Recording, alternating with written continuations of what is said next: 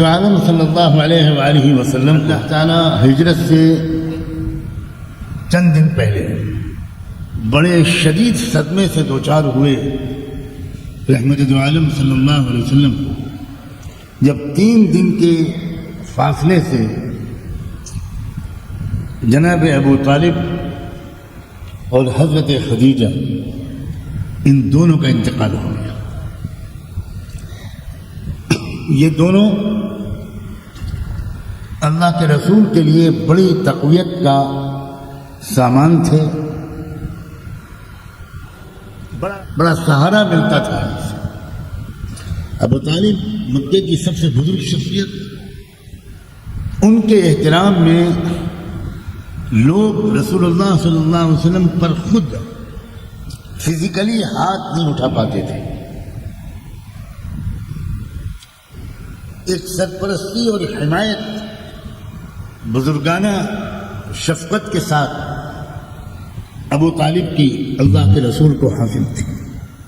اللہ تعالیٰ کے عجیب فیصلے ہیں، کس کو کس حد تک اللہ توفیق دیتے ہیں، کس حد تک نیکی کی توفیق کسی کو ملتی ہے، یہ اللہ کے ہاتھ میں ہے.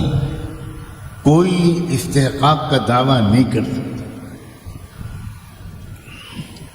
اور سیدہ خدیجہ تو آپ کی غمگسار وفادار شریک حیات تھی.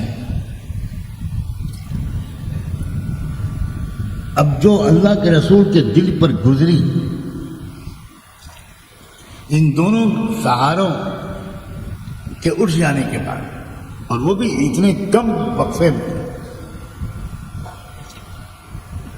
یاد رکھیں کہ ایسے حالات شاید اللہ تعالیٰ کی طرف سے اس لیے گزارے جاتے ہیں اپنے مقرب بندوں پر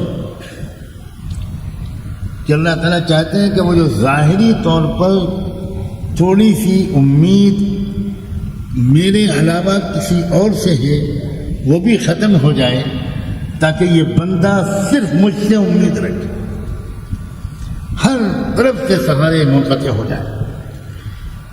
اسی لیے شاید اللہ کے رسول کی دعاؤں میں سے ایک دعا یہ بھی ہے، اللہم یا سند من لا سند لا، اللہم یا رجاء من لا رجاء لا، انقطع الرجاء الا منک. اے اللہ جس کا کوئی سہارا نہیں، آپ اکیلے اس کا سہارا ہے. ایسے حالات گزارے جاتے ہیں کہ جب کوئی ایک بھی بندہ، کوئی مخلوق ظاہری طور پر حمایتی اور مددگار باقی نہیں رہ جاتی. اور اسی لیے آپ اس دونوں کے انتقال کے بعد آپ نے طائف کا سفر کیا، کیونکہ آپ یہ سوچتے تھے کہ اب مکے میں تو کوئی ہے نہیں، اب ابو جہل ہے، ابو لہب ہے، اس طرح کے لوگ ہیں، لیکن میں طائف جاؤں، دودھ کے رشتے سے وہاں میرا ننیحال ہے. جس خوش نصیب عورت نے آپ کو دودھ پلایا تھا، بی بی حلیمہ، وہ طائف کی رہنے والی تھی. تو آپ اس امید پر وہاں گئے کہ ابو طالب کا انتقال ہوا، وہ چچا تھے، حضرت خدیجہ گئی، وہ بیوی تھی، وہاں چلا جاؤں، شاید ان کو خیال ہو کہ میرا بھانجا ہی تو ہے جس نے مجھے دودھ پلایا تھا، کوئی ان کا بھائی ہوگا، وہ مجھے اپنا بھانجا سمجھ کر شاید کچھ نرم رویہ اختیار کر لے. اللہ اکبر.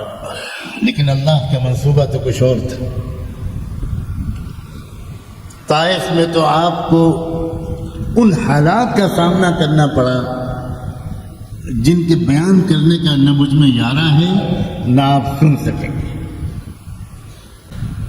جب آپ پہنچے ان سب کے پاس، کوئی ماموں، کوئی خالو، کوئی نانا، تو یہاں تو مکے والوں نے تو آج تک یہ سلوک نہیں کیا تھا جو انہوں نے کیا. وہ تو خود ہی مذاق اڑاتے رہے, عجیب عجیب قسم کے تبصرے انہوں نے کیے. اور بالآخر علاقے کے گنڈوں بدماشوں کو اشارہ کر دیا کہ ہماری طرف سے چھوٹ ہے, جو کر سکتے ہو کرو.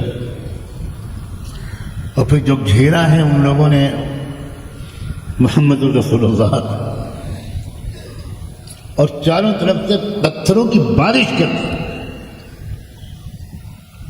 آپ کبھی ادھر مڑتے, کبھی ادھر مڑتے, کبھی ادھر مڑتے, کبھی ادھر کے پتھر سے بچتے, کبھی ادھر کے پتھر سے بچتے, یہاں تک کہ ایک موقع پر شاید آپ نے یہ کہا کہ میں تمہاری طرف پیٹ کیے لیتا ہوں, میری بات تو سنتے رہو, تم پتھر مارنا بند مت کرو, مگر میری بات تو سنو, تم سے کیا کہنے آیا. مگر ظالموں نے اتنا پتھراؤ کیا کہ آپ گر پڑے, آپ کا پیر ٹوٹ گیا, خون کے فوارے بہہ گئے. عیسائی شخص وہ انگور کا خوشہ لے کر باغ سے آیا, آپ کو پیش کیا. وہ اس علاقے کا جو باغ کا رکھوالا تھا, اور آپ نے وہ زخمی حالت میں جو آپ تھکے ہارے پیر کو دھلایا, صاف کیا زخموں کو, اور پھر آپ نے جو انگور اٹھایا کہا بسم اللہ الرحمن الرحیم, تو وہ عیسائی حیران رہ گئے. اس نے کہا کہ یہ کیا کہہ رہے ہیں آپ؟ تو آپ نے فرمایا میں وہی کہہ رہا ہوں جو اللہ کے نبیوں نے کہا تھا. کس حالت میں آپ وہاں سے واپس آئے؟ وہ طائف کا وہ پہاڑ, وہ جگہ اور وہ جانا, وہ راستہ طائف کا اتنا مشکل راستہ ہے کہ اس کو دیکھ کر رونگٹے کھڑے ہو جاتے ہیں کہ آقائے دو جہاں جن تکلیفوں کو برداشت کر کے وہ پہاڑ پر چڑھے ہوں گے, اترے ہوں, ہم دو میٹر نہیں چڑھ پائیں گے اس پہاڑ پر. کوئی سڑک نہیں ہے, کوئی راستہ اس وقت نہیں تھا, اور اتنی مشقت کے بعد یہ برتا. اس حالت میں جب آپ کو دیکھا عالم ملکوت میں فرشتوں نے, تو شاید میری یہ تعبیر صحیح ہو کہ فرشتوں کی دنیا میں ایک زلزلہ آیا, اور فرشتوں نے اللہ سے کہا کہ اللہ اب ہم سے دیکھا نہیں, اب آپ ہم کو اجازت دیجیے, ان ظالموں کو ہم ایسی سزا دیں کہ ان کا وجود ہی باقی نہ رہے. اللہ کے بہت سے احکام, بہت سے فیصلے حضیرت القدس یا عالم ملکوت ملائکہ کے اندر کی جو کیفیات ہوتی ہیں اس کے روشنی میں اللہ کی طرف سے کوئی ہدایت یا اجازت آتی ہے. ایسا لگتا ہے کہ فرشتوں کی اس وقت کی جو کیفیت تھی اس کی رعایت کر کے اللہ نے اجازت دے دی کہ جاؤ, میری طرف سے اجازت ہے کہ تم ان بدبختوں کو سب کو چن چن کر ہلاک کرو, ایک نہ بچے ہو, میری طرف سے اجازت ہے. مگر ایک بات کا خیال رکھنا, معاملہ محمد کا ہے تو عذاب کی کارروائی شروع کرنے سے پہلے اس سے بھی پوچھ لینا محمد کی کیا رائے ہے. اللہ اکبر. مجھے نہیں معلوم کہ کبھی کسی اور فیصلے میں بھی اللہ نے ایسا انداز اختیار کیا. نوح علیہ السلام کی قوم کو عذاب دینے سے پہلے کیا اللہ تعالیٰ نے یہ کہا تھا کہ نوح سے پوچھ لینا؟ حضرت لوط علیہ السلام کی قوم کو عذاب دینے سے پہلے کیا فرعون کو غرق دریا کرنے سے پہلے یہ کہا تھا کہ موسیٰ سے پوچھ لینا؟ یہ مقام شاید صرف رحمت للعالمین کا تھا. ایسا لگتا ہے کہ اللہ فرشتوں کو بتانا چاہتے ہوئے کہ دیکھو تم اس وقت بہت جلال میں ہو, میں تم کو منع نہیں کرتا, لیکن تم بہت کچھ جانتے ہو, اس کے باوجود میرے محبوب کے اخلاق کو تم بھی نہیں جانتے, تم بھی نہیں سمجھتے کہ میں نے رحمت للعالمین کا لقب کیوں دیا. جاؤ خود جاؤ, میں نہیں منع کروں گا.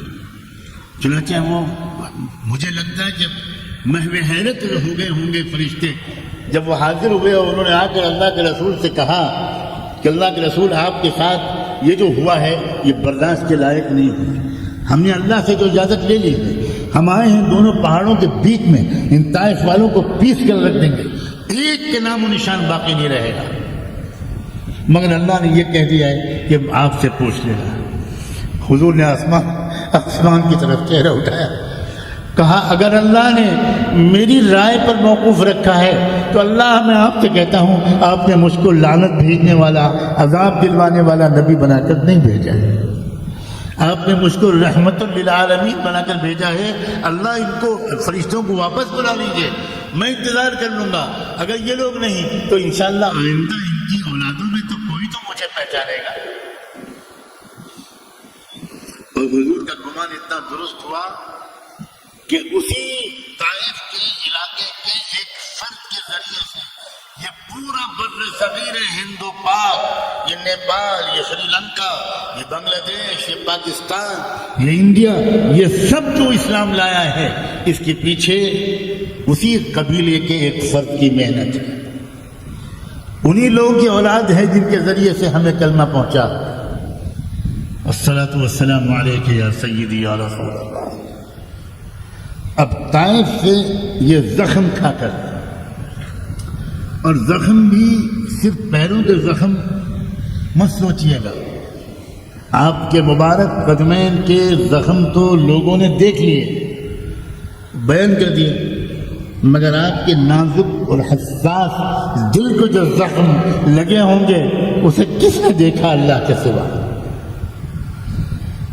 اسے اللہ نے دیکھا، اور اسی لیے اللہ نے طائف سے واپس آنے کے بعد آپ کو سفر معراج میں اپنے پاس بلایا۔